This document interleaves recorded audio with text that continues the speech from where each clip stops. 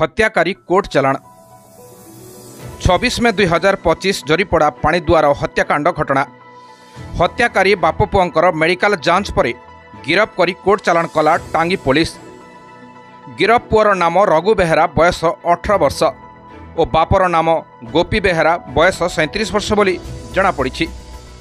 गत 24 तारीख शनिवार संध्यारे जरीपड़ा ग्राम पंचायत डिग्री साही निकट पाणीदुआर छकरे जलखिया ठेला गाड़ी निकटरे पियाजी खाइबा नहीं अरविंद बेहेरा और गोपी बेहेरा मध्य होइथिला कथा कटाकटी। परे उत्त्यक्त होई गोपी बेहेरा खंडा चोटरे गड़ीथिला अरविंद बेहेरा मुंड। एहा परे गोपी बेहेरा और पुओ रघु बेहेरा फेरार हो जाइथिले। खबर पाई घटनास्थल में टांगी पुलिस पहुंची गाँ दांडरू शव जबत कर तदंत आरंभ करथिला। एहाको नहीं जरीपड़ारे उत्तेजना देखा देइथिला। एही घटना को नहीं तदंत आरंभ करथिला टांगी पुलिस। तुरंत हत्याकारी बाप पुओ को पुरी जिला ब्रह्मगिरी निकटरू गिरफ करिबारे सफल होइथिला पुलिस।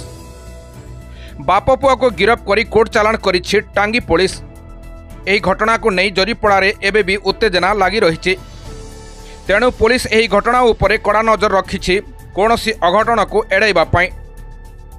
हत्याकारी बाप पुओ को नहीं जरीपड़ारे सीन रिक्रिएशन कला टांगी पुलिस। अक्लांत परिश्रम रे कुसुमी नालरू हत्याकांड रे व्यवहृत खंडा को उद्धार कला टांगी पुलिस।